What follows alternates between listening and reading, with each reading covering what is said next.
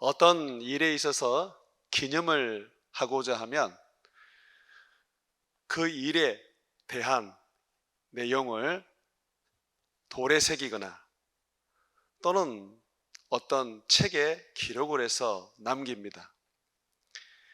이스라엘 역사에 보게 되면 하나님이 특별한 은혜를 주시게 되었을 때 그때에는 돌에다가 그 하나님의 그 은혜를 새겨서 기념을 했습니다. 에벤에셀이라는 이름 여러분 많이 들으셨죠? 여기까지 하나님이 도우셨다 하는 의미를 가진 말입니다. 이것이 돌 이름입니다. 돌에 에벤에셀이라는 이름이 새겨져 있다, 그렇게 보시면 됩니다.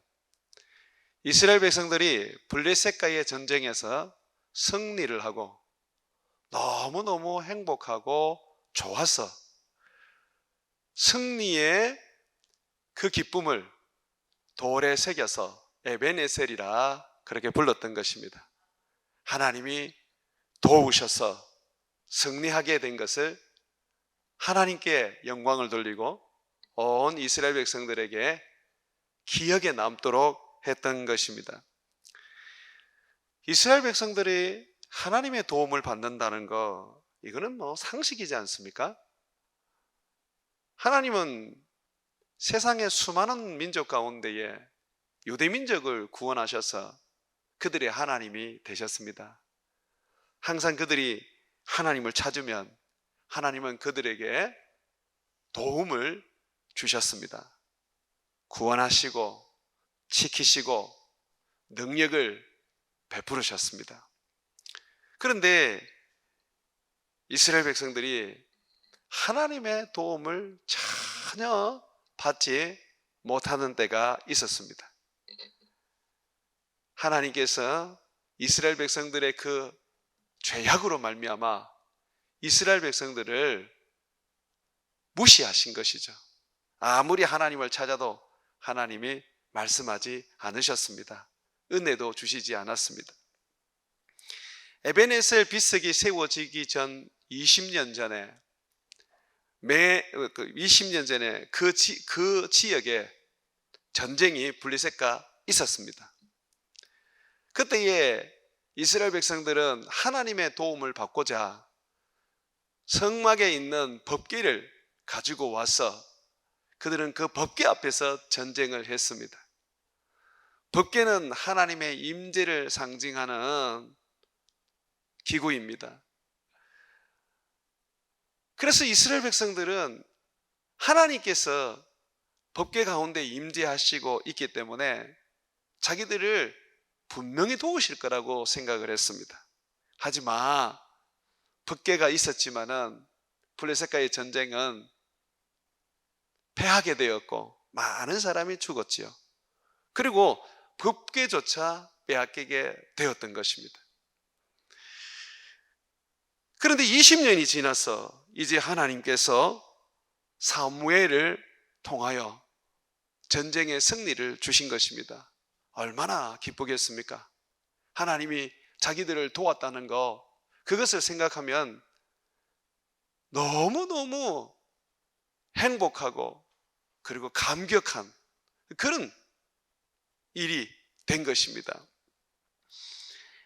하나님께서 이렇게 이스라엘을 외면하셨다가 사무엘 때에 이 도우시게 된 그 이유는 무엇입니까?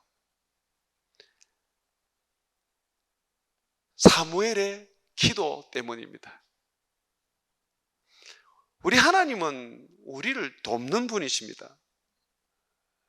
시편 46편 1절에 보게 되면 하나님은 우리의 피난처시요 힘이시니 환난 중에 만날 큰 도움이시라고 고백하고 있습니다.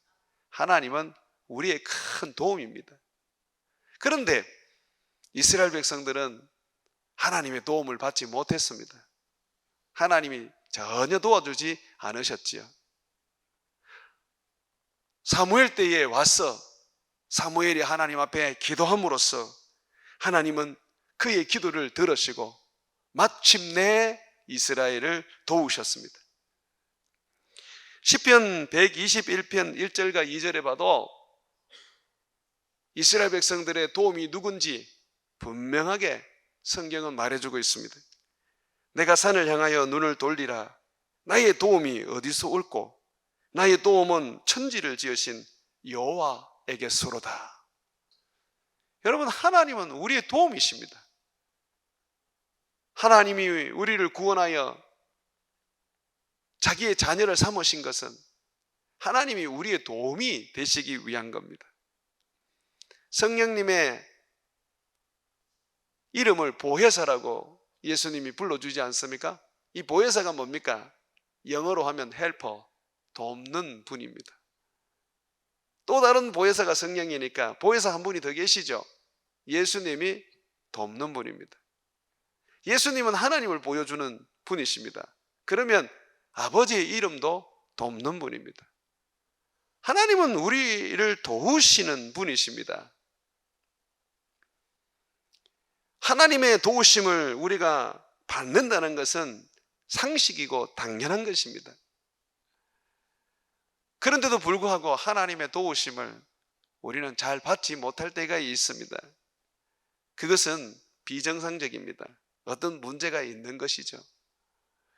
그래서 저는 오늘 사무엘이 20년 만에 에베네셀 지역에서 이스라엘 백성들로 하여금 하나님의 도우심을 받도록 한 그 비결, 기도, 이 기도에 대해서 좀 말씀을 나누고, 우리가 하나님의 도움을 받기 위해서는 올바른 기도, 성경이 가르치는 기도를 드려야 된다는 것에 대해서 말씀을 좀 전가하고자 합니다. 사무엘은 기도의 사람이었습니다. 그는 왕을 세우고 사역에서 은퇴를 해도 기도만은 놓지 않았습니다. 기도는 그가 쉬는 것이 여호와께 범죄하는 거라고 말했습니다. 사무엘은 모든 일들을 항상 기도로 이루었습니다. 그래서 사무엘에게 있어서 기도는 하나님을 움직이는 능력이었습니다. 하나님은 사무엘이 기도하면 꼼짝을 못 하셨어요. 그래서 사무엘의 그 기도를 들으시고 그대로 다 이루어 주셨습니다. 사무엘의 이 기도는 독특한 부분이 참 많습니다. 그래서 우리가 드려지고 있는 이 기도와 좀 비교를 해보면서 내가 가지고 있는 이 기도의 결핍이 뭔지 좀 살펴봐야 됩니다.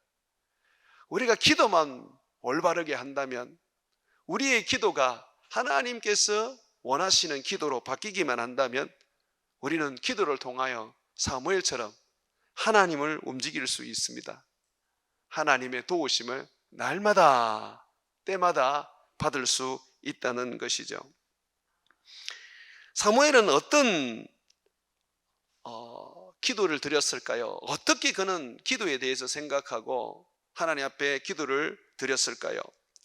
사무엘은 기도에 있어서 무엇보다도 기도하기 전에 기도하는 자의 그 마음이 하나님을 향해야 된다고 우리에게 가르쳐 주고 있습니다. 기도는 준비가 되지 않으면 사무엘에게 있어서 하나님께 드려지는 기도는 의미가 없습니다. 기도에 있어서 준비하는 마음이 있어야 된다는 것입니다. 여러분 3절 4절 한번 보십시오. 사무엘은 하나님 앞에 기도를 드리기에 앞서서 사람들이 모여서 기도회를 가지기에 앞서서 먼저 마음부터 변화를 요구했었습니다. 3절 4절 우리 같이 읽겠습니다. 시작. 사무엘이 이스라엘 온 족속에게 말하여 이르되 만일 너희가 전심으로 여호와께 돌아오려거든 이방 신들과 아스타롯을 너희 중에서 제거하고 너희 마음을 여호와께로 향하여 그만을 섬기라. 그리하면 너희를 블레셋 사람의 손에서 건져내시리라. 이에 이스라엘 자손이 바알들과 아스타롯을 제거하고 여호와만 섬기니라. 여기에 보시면 너희 마음을 여호와께로 향하여 그만을 섬기라고 사무엘이 이스라엘 백성들에게 요구하고 있습니다. 기도는 입술로 하나님 앞에 드려지는 소리입니다. 그런데 이 소리가 하나님 앞에 상달되려면 마음이 하나님을 향해야 합니다. 그래서 기도는 마음에서부터 시작되어야 합니다. 내 마음이 하나님을 향하여 있지 않고 세상을 향해 있고 또는 하나님이 아닌 다른 것에 향해 있다면 그 기도는 백날 드려도 하나님이 듣지 않습니다. 응답되지 않습니다. 마음이 청결한 자가 하나님의 아들이라 일컬음을 받는다고 말하고 있습니다. 두 마음을 품는 자는 아무리 기도를 해봐도 그 기도는 응답되지 않는다고 야고보는 야고보 서신을 통해서 말하고 있습니다. 우리의 마음이 하나의 마음이 되어서 하나님을 향해야 합니다. 우리의 마음이 하나님을 향하려면요, 우상 다 버려야 돼요. 세상을 향한 소망, 욕심, 사랑 버려야 합니다. 오직 하나님을 향하고 하나님만 섬겨야 합니다. 이것이 안 되는 분들은 기도해도 응답받기를 기대하지 마십시오. 아무리 많은 시간을 기도하고 금식까지 해도 안 됩니다. 내 마음이 하나님을 향해야 합니다. 이스라엘 백성들은 사무엘의 말을 듣고 그들의 마음을 하나님께 향했습니다. 바알을 제거하고 아스타롯을 제거했습니다. 우상을 다 버렸습니다. 그리고 이제는 하나님만 섬겼습니다. 그래서 그들은 하나님에 대해서 다른 언어를 써서 표현을 했습니다. 여러분 그 말씀을 한번 보시죠. 8절입니다. 이스라엘 자손이 사무엘에게 이르되 당신이 우리를 위하여, 자 그 다음부터 보십시오. 우리 하나님 여호와께 쉬지 말고 부르짖어 우리를 블레셋 사람들의 손에서 구원하시게 하소서 하니, 하나님을 뭐라 그럽니까? 우리 하나님 여호와. 이런 표현이 잘 없습니다. 이스라엘 백성들에게 있어서는 여호와도 하나님이고 바알도 하나님이고 아스타롯도 하나님이었습니다. 농사를 지을 때는 농사의 신 바알에게 가서 예배드렸고, 전쟁을 칠 때는 전쟁의 신 여호와께 가서 그들은 기도를 드렸습니다. 오직 유일하시고 살아계신 하나님은 여호와밖에 없는데도 불구하고 이스라엘 사람들은 여호와도 섬겼지만 여호와 외에 다른 많은 신들도 섬겼습니다. 그들의 마음은 마치 여러 남편을 둔 부정한 여인처럼 음란했습니다. 하나님은 그런 그들의 기도를 절대로 듣지 않으셨어요. 법궤를 갖다 놓고 전쟁을 해도 하나님은 그들의 도움이 되지 않으셨습니다. 그래서 사무엘이 이스라엘 백성들에게 모든 우상을 다 제거하게 만들고 오직 여호와만 사랑하고 섬기고 그분만 믿게 했던 것입니다.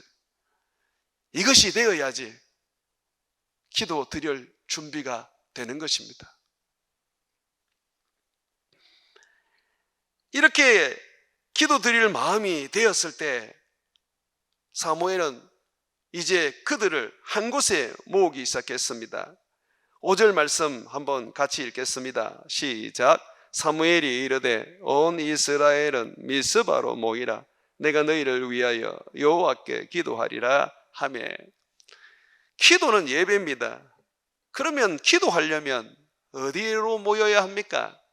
성막이 있는 곳으로 모여야 합니다. 당시의 성막은 실로에 있었습니다. 그러면 실로에 모여야 합니다. 그런데 사무엘은 아주 독특하게 행동을 합니다. 미스바로 모이라. 미스바는 특별한 어떤 거기에 영적인 의미를 둘 수 있는 지역이 아닙니다. 그저 이스라엘이 살고 있는 거주지 중에 한 곳입니다. 아무런 의미 없고 특별하지 않는 이 미스바에 백성들을 모았습니다. 왜 그랬습니까? 기도라는 것은 하나님께만 집중하기 위한, 하나님께 드려지는 것입니다. 그래서 사무엘은 종교로 가득한 실로 그곳에 사람을 모으지 않았습니다. 어떤 예배 의식이라든지 어떤 노래도 또는 어떠한 그 사람들이 거기에서 종교적인 그런 행사도 하지 못하도록 했습니다. 가자, 기도 하나 드리기 위해서 이스라엘 사람들을 그저 평범한 미스바에 모았던 것입니다. 마치 예수님께서 하나님께 기도할 때에 너희는 골방에 들어가서 기도해라, 은밀한 중에 기도해라, 너희가 아버지께 기도하면 아버지께서 은밀한 중에 보시고 갚아주시리라 하셨던 것처럼 이 사무엘은 기도는 하나님께 집중해야 된다는 것을 이스라엘 백성들에게 지금 가르치고 있는 것입니다. 여러분의 기도는 어떻습니까?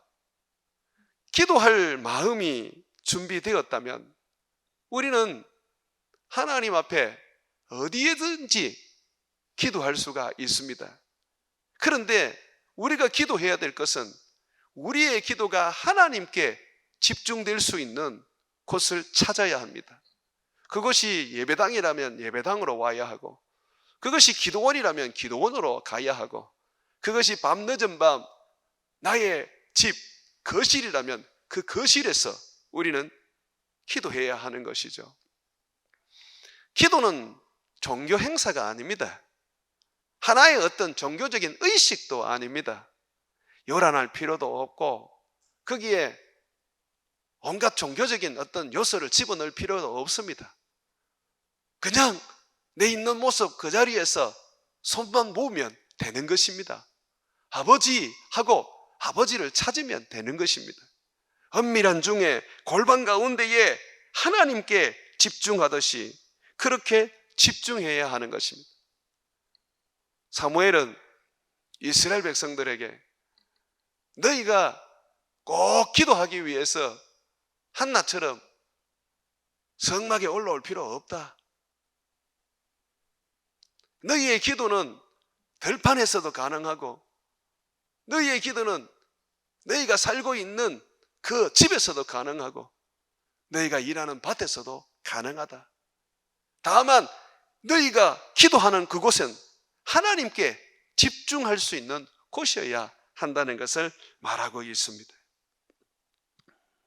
사랑하는 여러분, 기도는 특별하게 준비할 게 없습니다. 하나님을 향한 마음만 있다면, 그리고 하나님께 집중할 수 있는 그런 장소만 있다면 우리는 하나님을 부르고 기도할 수가 있는 것입니다. 저는 성도들이 기도하지 못하는 여러 가지 핑계를 대는 것 중에 교회가 멀어서 기도하지 못한다라고 하는 분들이 있습니다. 그분은 정말 거짓말하는 겁니다. 교회 와서 기도한다, 좋습니다. 그러나 얼마든지 내 직장에서도 기도할 수 있고 내 집에서도 기도할 수 있습니다. 저는 군대 갔을 때에 제가 있는 그 군대에는 교회가 없었습니다. 주일이 되면 마을로 내려가서 그 마을 사람들과 함께 예배를 드려야 했습니다. 군생활하면서 내 마음은 기도하지 않으면 늘 답답했습니다. 그래서 저는 기도하는 곳을 늘 찾아다녔습니다. 때로는 군수 물자가 보관된 창고에 들어가서 기도를 했고, 어느 때는 늦은 밤 화장실 안에 들어가서 기도하기도 했고, 기도하기 위해서 때로는 혼자 보초서는 그것을 선택을 해서 찬약 창고를 지키는 보초서는 그런 곳으로 가서 혼자서 기도하기도 했었습니다. 제가 생각해 봤을 때 정말 많이 기도했을 때가 바로 그런 때였던 것 같아요. 하루에 8시간 보초를 쓰면 8시간을 기도를 했습니다. 기도는 어느 특정한 장소, 예배당에 나와서 기도해야 되는 거 아닙니다. 만약에 그런 마음이라면 깨야 돼요. 만약에 이 땅에 전쟁이 일어나서 예배당이 전쟁으로 인해서 다 타버리고 기도할 것이 없다면 도대체 어디 가서 기도하시겠습니까? 우리는 우리 하나님께 기도할 수 있는 곳이라면 어디든지 기도해야 합니다. 그것이 여러분들의 삶의 습관이 되어야 해요. 그래서 기도의 장소에 대해서 여러분들이 하나님 앞에 불평을 하지 않았으면 좋겠어요. 집에서도 기도할 수 있는 역량을 기르시고 직장에 가서도 기도할 수 있는 그런 환경을 만드시고 어디에서든지 하나님 앞에 집중해서 기도할 수 있는 사람이 되십시오. 그것이 바로 지금의 올바른 영적인 삶입니다. 이 사무엘이 또 우리에게 보여주는 것은요, 사무엘은 기도는 절대적으로 중보자가 필요하다는 것을 말해주고 있습니다. 5절 말씀을 한번 보십시오. 5절 하반절입니다. 내가 너희를 위하여 여호와께 기도하리라 하매, 사무엘은 백성들에게 여호와를 향한 마음을 심어준 후에 미스바로 모이게 했습니다. 성전에 있는 실로가 아닙니다. 미스바로 모여서 거기에서 기도회를 하는데 사무엘은 먼저 백성들에게 말하기를 내가 너희를 위하여 기도하겠다라고 말합니다. 기도회로 모였으면 사무엘은 자, 우리 기도하자. 우리 이런 부분을 회개하고 이런 부분을 하나님 앞에 달라고 우리 같이 부르짖자. 그렇게 해야 되는데 사무엘은 그렇게 하지 않았습니다. 사무엘은 말합니다.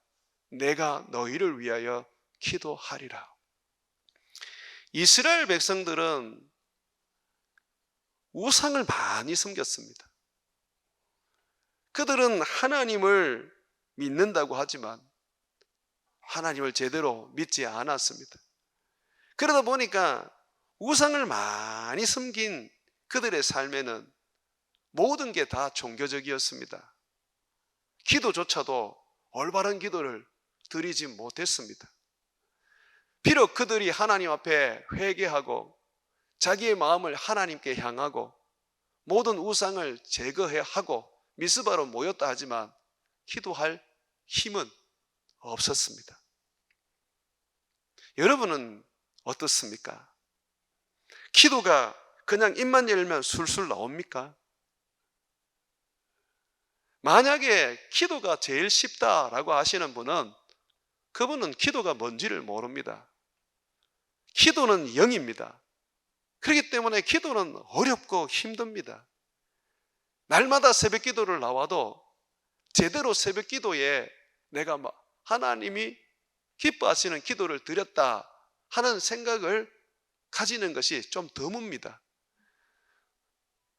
아까운 시간 새벽에 나와서 기도 드리지만은 그런데 기도를 하는 것 같은데도 기도가 집중되지 않기도 하고 또 기도가 중언부언이 되기도 합니다. 그래서 아까운 생각이 들어요. 내가 이 새벽에 뭐 하나? 내가 기도하러 와서 왜 이 기도에 집중을 못하지? 그렇게 생각을 합니다. 근데 그게 기도예요. 그게 우리가 할 수 있는 기도예요. 사무엘은 당시에 하나님이 세우신 이스라엘의 중보자였습니다. 모세와 같은 사람이었습니다. 그래서 그는 이스라엘 백성들을 위해서 하나님께 먼저 기도를 올려드렸습니다. 백성들의 죄를 위하여 하나님께 탄식하며 그들을 위하여 속죄 기도를 드렸고 하나님의 은총을 구하는 그런 중보 기도를 드렸습니다. 이것이 성경이 우리에게 보여주는 중보자가 필요하다는 것입니다. 예수 그리스도를 믿는 우리에게 동일합니다. 우리는 예수님이 나의 중보자인 것을 알면서도 예수님이 필요하다는 생각을 잘 못합니다. 죄를 지으면 내 죄를 예수님이 씻어주시니까 그때서야 예수님 이름을 한번 부릅니다. 예수님의 보혈로 내 죄를 씻어주십시오. 그리고 난 다음에는 기도를 보면 전부 다 지 힘으로, 지 능력으로, 지 이름으로 기도를 다 합니다. 그러니 그 기도가 무슨 응답이 되겠습니까? 우리에게는 중보자가 필요합니다. 중보자가 필요하다는 것을 성경이 분명히 우리에게 말합니다. 여러분, 예수님은 지금 하나님 보좌 우편에 계시죠. 그런데 예수님이 어떤 사역을 하세요? 성경에는 대제사장으로서 사역을 한다 그랬어요. 대제사장이 뭘 하는 겁니까? 예배를 주관하고 백성들을 위하여 하나님께 기도하고 백성들을 하나님께로 이끌어서 중재 역할을 합니다. 그러면 여러분 아셔야 합니다. 여러분들이 바로 하나님께는 못 갑니다. 반드시 예수님을 힘입어야 하고 예수의 보혈을 의지해서 대제사장이신 예수님을 통해서 하나님께 나아가는 겁니다. 이스라엘 백성들이 사무엘을 통하여 하나님 앞에 나갔던 것처럼 말입니다.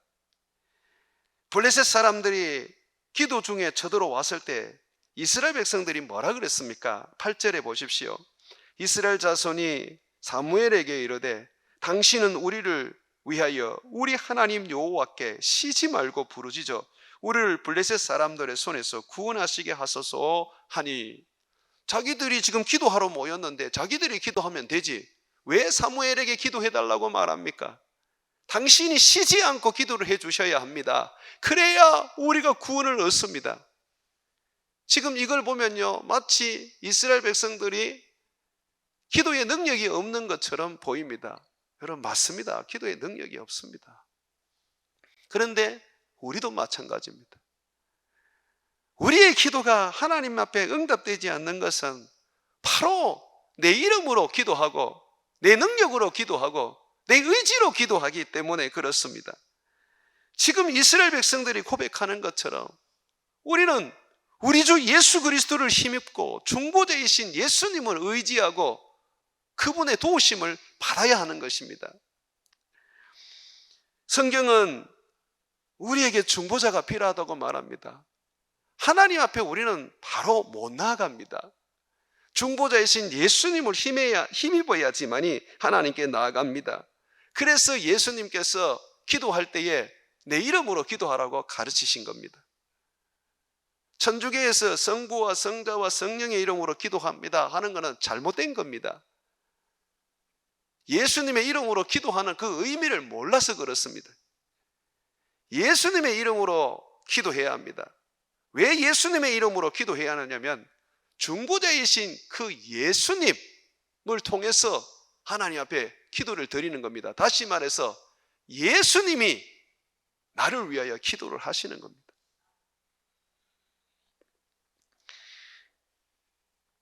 TV 같은 데 보면 그냥 기도를 하는데 예수님의 이름으로 기도를 안 합니다. 그런 기도는 다 잘못된 기도입니다.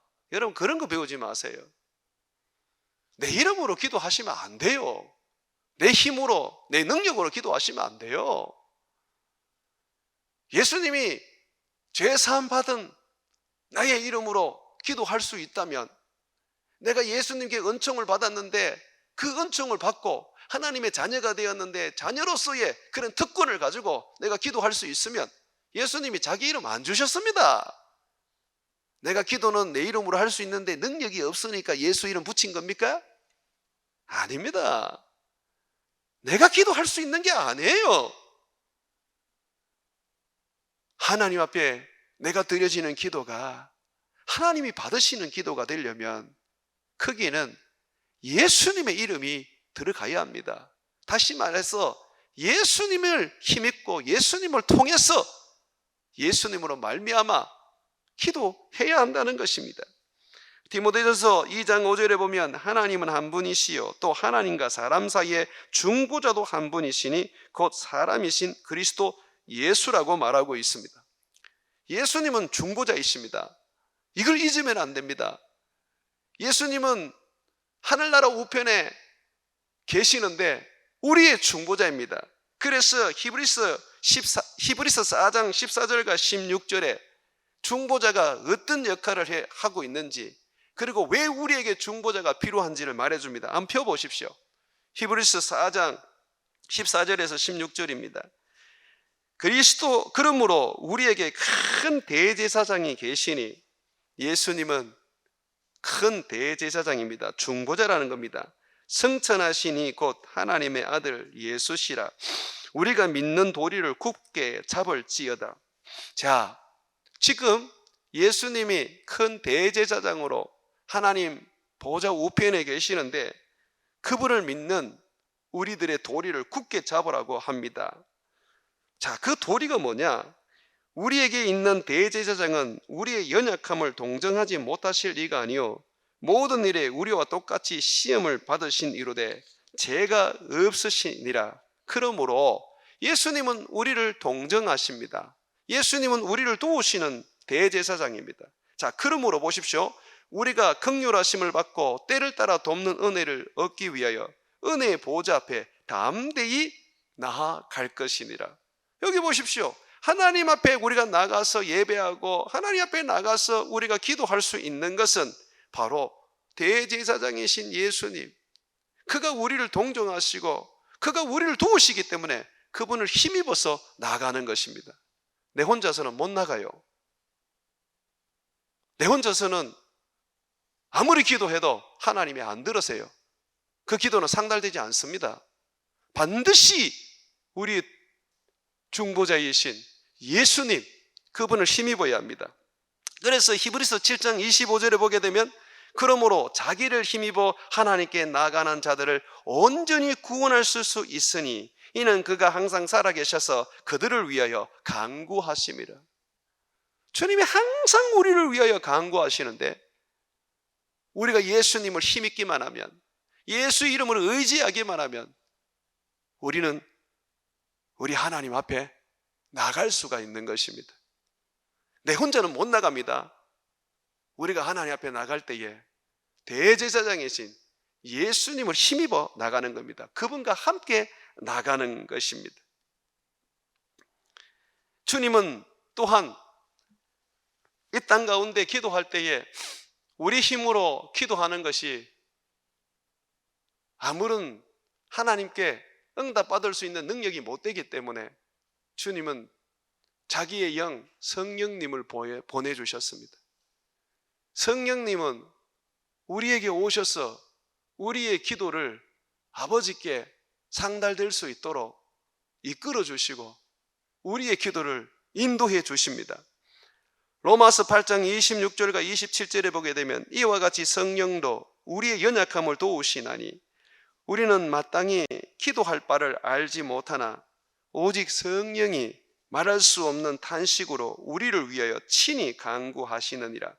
마음을 살피시는 이가 성령의 생각을 아시나니 이는 성령이 하나님의 뜻대로 성도를 위하여 간구하심이니라.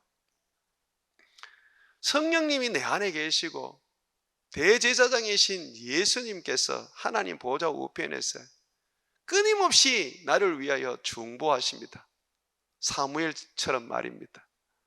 이스라엘 백성들을 위해서 하나님께 부르짖어 간구하고 하나님께 도움을 구하듯이 예수님은 끊임없이 우리들을 위하여 간구하고 우리들을 하나님께로 인도하십니다. 그래서 우리가 기도할 때에 내 힘으로 기도하고 내 능력으로 기도하고 내 열심으로 기도하면 아무런 의미가 없어요. 그거는 상달되지 않습니다. 그런데 예수의 이름으로 기도하고 중보자이신 예수님을 힘입어 그분을 의지하고 그분을 붙잡고 기도하면 하나님은 우리의 기도를 들으십니다. 나를 보고 응답하시는 것이 아니라 나와 함께 하시는 우리의 중보자 예수 그리스도를 보시고 우리에게 응답하는 겁니다. 그러므로 사랑하는 여러분, 여러분의 기도에는 그리스도의 피가 묻어 있어야 합니다. 여러분의 기도에는 반드시 예수님의 이름이 있어야 하는 것입니다. 기도하고 난 다음에 제일 끝에 그냥 예수님 이름 갖다 붙이는 게 아닙니다. 예수님을 의지하는 겁니다. 그래서 바울은 기도할 때 어떻게 기도하라 그럽니까? 성령으로 기도하라 그랬습니다. 네 힘으로 네 열정으로 기도하지 말고 성령으로 기도해라. 예수의 이름으로 기도해라. 예수를 힘입어서 기도하라 라고 한 것입니다. 아무리 소리를 빽빽 지르고 금식하면서 오랫동안 기도해도 소용이 없습니다. 내가 예수 그리스도를 힘입고 내가 예수 그리스도 그분이 나의 중보자인 줄 알고 그분을 의지하고 그분을 붙잡고 그분으로 말미암아 그분의 이름으로 기도해야지만이 하나님이 우리의 기도를 들어주시는 것이죠. 자, 또 이 사무엘은 우리에게 기도는 분명한 내용이 있어야 한다고 말하고 있습니다. 어떤 내용을 가지고 있습니까? 6절 한번 보십시오. 그들이 미스바에 모여 물을 길어 여호와 앞에 붓고 그날 종일 금식하고 거기에서 이르되 우리가 여호와께 범죄하였나이다 하니라. 사무엘이 미스바에서 이스라엘 자손을 다스리니라. 여기에 보시면 어떤 기도의 내용이 있느냐면 먼저 물을 길어서 여호와 앞에 부었습니다. 이것은 바로 하나님 앞에서 은혜를 구하는 하나의 모습입니다. 생수가 주님 앞에서 쏟아져 나와서 구약의 반석에서 물이 쏟아져 나온 것처럼 그렇게 자기들에게 은혜를 부어달라는 하나님 앞에서의 그런 간구하는 모습입니다. 그래서 이스라엘 백성들은 하나님 앞에 기도할 때에 먼저 은혜를 구했습니다. 그리고 두 번째로 보면 철저하게 자기들이 죄인이라는 것을 회개를 드렸습니다. 자, 우리가 기도할 때에 이 두 가지가 우리에게 있어야 합니다. 기도라는 것은 하나님의 은혜를 구하는 겁니다. 기도라는 것은 하나님의 축복을 구하는 것입니다. 우리에게 은혜를 주시고 우리에게 축복을 주시고 우리에게 능력을 주시는 것은 하나님 한 분밖에 없습니다. 그래서 우리는 예수의 이름으로 예수를 힘입어서 주여 우리에게 은혜를 주소서라고 하는 것이죠. 그러면서 우리는 하나님 앞에 우리의 죄를 자복하고 회개하는 것입니다. 오늘날 기도하는 사람들이 죄에 대한 회개가 이제는 사라지고 있습니다. 여러분, 하나님 앞에 서면 우리는 모두가 죄인인 것을 고백할 수밖에 없습니다. 잘 살았다고 생각하는데 하나님 앞에 내가 거룩하게 살았다고 생각하는데 정말 하나님의 임재 앞에 서게 되면 나는 죄인이구나라는 것을 그냥 고백할 수밖에 없습니다. 그래서 우리의 기도에는 반드시 하나님의 축복과 함께 내가 죄인입니다라는 것을 고백할 수 있어야 합니다.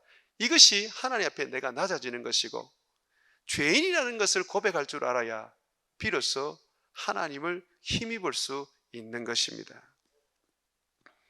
사랑하는 여러분, 이사야서 59장 1절과 2절에 보게 되면 여호와의 손이 짧아 구원하지 못하심도 아니요 귀가 둔하여 듣지 못하심도 아니요. 주님이 응답하지 않는 이유가 있다고 말합니다. 손이 짧아가지고 귀가 둔하여서 구원하거나 듣지 못하는 게 아니라 그럽니다. 오직 너희 제약이 너희와 너희 하나님 사이를 갈라놓았고 너희 죄가 그의 얼굴을 가리었어 너희에게서 듣지 않으시게 함이라고 말씀하고 있습니다. 죄가 있으면 응답 못 받습니다. 무조건 못 받는다고 생각하시면 됩니다. 내가 하나님 앞에 기도하는데 응답이 안 되면 하나님 앞에서 내가 무슨 죄를 지었는지를 찾아내야 됩니다. 그게 해결되지 않으면 응답은 안 됩니다. 하나님은 우리의 죄악을 아시는 분이십니다. 그래서 우리는 우리 하나님 앞에 내 자신을 드러내고 하나님 앞에 내가 죄인인 것을 고백해야 합니다. 하나님은 의로우시고 미쁘셔서 우리의 죄를 사하여 주시고 그리고 우리를 가까이 하사 우리의 기도를 응답해 주시는 것입니다. 또 사무엘의 기도를 보게 되면 6절 하반절에 보면 그는 이 이스라엘 백성들에게 비로소 하나님의 말씀에 굴복하도록 만들었습니다. 6절 하반절에 보시면 사무엘이 미스바에서 이스라엘 자손을 다스리니라 하는 말씀이 나옵니다. 하나님께서 사무엘을 통하여 이스라엘 백성들을 다스리게 하시는데 사무엘은 왕이 아닙니다. 선지자입니다. 그는 말씀 사역자입니다. 사무엘이 다스린다는 것은 말씀으로 다스린다는 겁니다. 그러면 백성들은 어떻게 그 다스림을 받습니까? 말씀 앞에 굴복한다는 것입니다. 여러분, 기도가 기도되기 위해서는 하나님의 말씀에 굴복을 해야 합니다. 굴복을 못하면 어떤 기도도 응답되지 않습니다. 잠언 28장 9절에 보게 되면 사람이 귀를 돌려 율법을 듣지 아니하면 그의 기도도 가증하니라.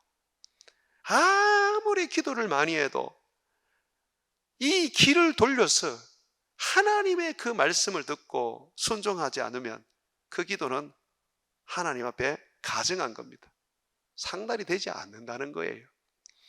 이스라엘 백성들이 말씀의 다스림을 받기 시작할 때, 하나님의 그 말씀 앞에 굴복하기 시작할 때 하나님은 그들에게 기도의 응답을 주시기 시작하셨습니다. 우리 하나님께서 우리에게 요구하시는 이 기도를 사무엘을 통하여 우리는 다시 지금 돌아보고 있습니다. 기도만 하면 내가 응답받는다. 그럴 수도 있고 그렇지 않을 수도 있습니다. 내 마음이 하나님을 향하고 있지 않는데 무슨 기도를 한다고 응답을 받습니까? 또한 내가 하나님 앞에 나와서 기도할 때에 중보자이신 예수님을 의지하고 그분을 힘입어서 기도하지 않는데, 성령으로 기도하지 않는데 뭔 기도가 응답이 되겠습니까? 내가 하나님 앞에 살아가는데 주님 말씀에 굴복하지 않고 그 말씀대로 순종하지 않는데 금식을 아무리 해본들 무슨 그 기도가 응답이 될 수 있겠습니까? 하나님 앞에 나와서 기도할 때에 주님께 은혜를 구하면서 또 한편으로 내가 죄인이라는 것을 주님 앞에 고백하지 않는데 무슨 기도가 응답이 되겠습니까? 주님은 사무엘을 통하여 철저하게 우리에게 기도의 모습을 가르쳐주고 있습니다. 사무엘은 마지막으로 우리에게 보여주고 있는데, 사무엘이 이스라엘 백성들과 함께 이 미스바에서 기도를 하고 있을 때 블레셋 사람들이, 이스라엘 사람들이 모였다는 소리를 듣고 사람을 모아 전쟁을 치러 올라왔습니다. 우리가 기도하면 이렇게 사단이 역사를 합니다. 잘 되던 것도 기도하면 안 되고, 평안한 거 하는 것도 기도하면 갑자기 불안해지기 시작합니다. 그게 사단이거든요. 그래서 우리가 기도할 때 이 사단이 역사를 하게 되는데, 이 사단이 역사를 할 때 사무엘은 이렇게 그 사단을 물리치게 됩니다. 9절 말씀 우리 같이 한번 읽겠습니다. 시작. 사무엘이 젖 먹는 어린 양 하나를 가져다가 온전한 번제를 여호와께 드리고 이스라엘을 위하여 여호와께 부르짖음에 여호와께서 응답하셨더라. 여기 보면 젖 먹는 어린 양 하나를 가지고 온전한 번제를 드렸다고 말합니다. 이 젖 먹는 어린 양은 예수 그리스도의 속죄물을 상징합니다. 온전한 번제는 예수 그리스도의 십자가의 죽으심을 이야기하는 것이죠. 여러분, 우리가요 사탄을 이길 수 있는 거, 온전히 하나님으로부터 기도의 응답을 받을 수 있는 거, 바로 예수 그리스도의 그 십자가를 힘입고 부여잡고 주님 앞에 기도하는 것입니다. 그런데 많은 분들이 십자가 없는 기도를 하지요. 예수님의 공로, 예수님의 능력, 예수님의 그 죽으심은 어느 날 다 잊어버리고 다른 거 가지고 기도합니다. 그러니 귀신을 쫓아낼 수도 없고 사단을 이길 수가 없는 것입니다. 사랑하는 여러분, 우리의 기도 의로운 자로 여기고 기도하면 한 개도 응답도 받지 못합니다. 바리새인처럼 나는 일회에 한 번씩 금식하고 나는 구제하고 나는 이렇게 삽니다. 하나님, 내 기도 응답해 주십시오. 주님은 그 사람의 기도를 외면하십니다. 그러나 세리처럼 나는 죄인입니다. 내가 의지할 것은 예수님밖에 없습니다. 주님, 나는 주님 앞에 내세울 것이 없습니다. 나를 위하여 죽으신 예수 그리스도의 그 보혈로 나를 덮어주시고 내가 그 보혈을 힘입어 주님 앞에 기도하옵나니 주여 나를 불쌍히 여겨 주옵소서 라고 해야지 기도의 응답이 이루어지는 겁니다. 어느 날 기도하시는 분들 보면 너무 교만해요. 기도 응답 좀 받았다고 대단한 줄로 알고 있습니다. 그러니 망하고 더 이상 기도의 응답이 없는 겁니다. 정말 기도의 응답을 받고 싶습니까? 낮아지십시오. 십자가의 주님만 바라보십시오. 그분만 드러내고 그분만 의지하고 그 십자가를 주님 앞에 내놓고 기도하십시오. 그러면 우리 주님께서 승리하게 해주십니다.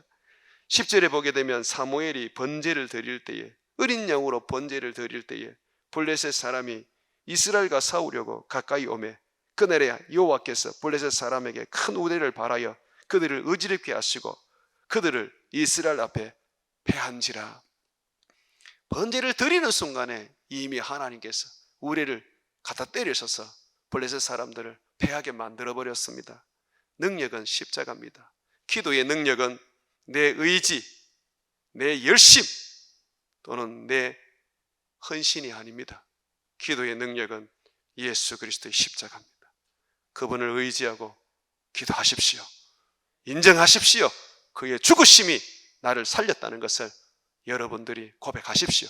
그러면 여러분의 기도는 하나님께서 들으시고 응답되는 기도가 될 것입니다.